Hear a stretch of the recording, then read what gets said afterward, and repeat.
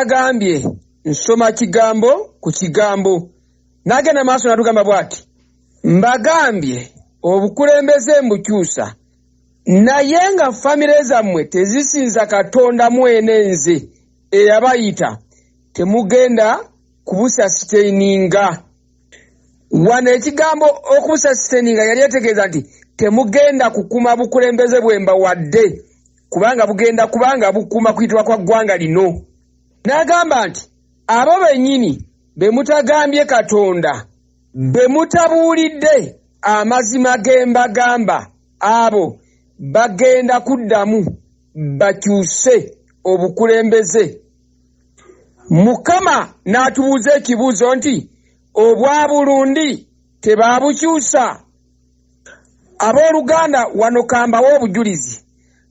Mwaka gwa 2015 twali tusaba Mukama n'atugamba nti abasumba b'e Burundi nabawa omukulembeze nga waabwe antegeera antya amanyi, naye bwe baamusemberera banoonyanga byakulya kusanyuka na kujaguza.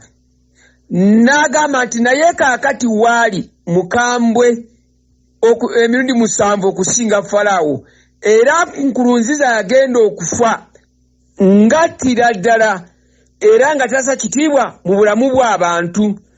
Kino saakyogera mu bubaka bwa juzi abalokole mu bukiwulire bulungi bwe yamala okwogera ku bukulembeze bw'e Burundi nti tebaabukyusa. N'agamba kati mutunule mulabe obwa Kenya nabwo bagenda bukyusa. Naawa ensonga nti kubanga abalokole b'omu Kenya tebataddeewo byoto bya mu maka ebyokusaba Katonda okusobola okukamasa kati ng'abaana bawulira abavubuka abo n'abakazi be baweeredde ensiba eri mu kuyiga buli ssaawa bawulire eddoboozi lya Mukama n'ebiragiro ng'ayogera eri eggwanga. N'agamba nti y'ensonga lwaki atandika na families zaffe. N'agamba nti ntandika na famire zammwe era ekyo nakyogera dda.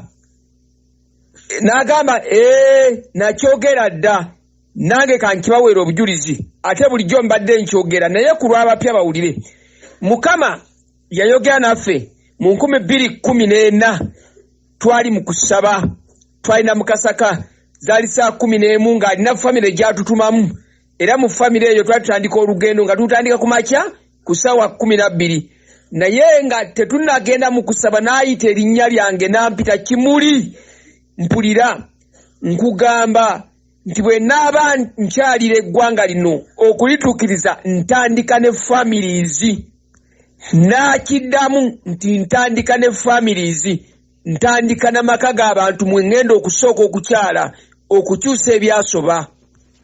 Era abooluganda njogera ebigambo bino nti emyezi egiyise mu guno omwaka abantu baasuubira nti revive egenda kukka mu makanisa gaabwe nti Mukama agenda kujja mu bibiina, naye ffe twagenda okuyingira guno omwaka gwa 2020 oguggwako nga Mukama atubuulidde nti sigenda kulumba bibiina, nze sizze kukyalira makanisa g'abantu. N'agamba nzize kukyalira abantu kinoomu families. Kyova olaba Mukama atukubiza n'atugamba nti ayagala kati byoto mu families, ayagala abaana nga batudde wakati nga basinza bawulire Mukama ng'awa ebiragiro ng'ayogera. Omwoyo wa Mukama n'atugamba nti omukululo ogukyusa eggwanga gubalemye okugoberera. N'atugamba nti gubalemye. Kiwe kibuuzo omukululo ki? Omukululo ogw'okuzimba ebyoto ebyokusaba mu families. Kale n'ebyoto ebirala naye wano ayogera ku byoto bya families kubanga ayagala kutandika na families. Omwoyo wa Mukama n'atugamba nti mbagamba era nkiddamu eggwanga ŋŋenda dikyusa n'obukulembeze, naye kubanga mwagaana okukuma ebyoto abo bennyini abaana bammwe omulembe ogwabwe gugenda kukyusa guzzeewo abalala abatamanyi era abatantya, n'okuyitibwa kw'eggwanga kulikoma awo.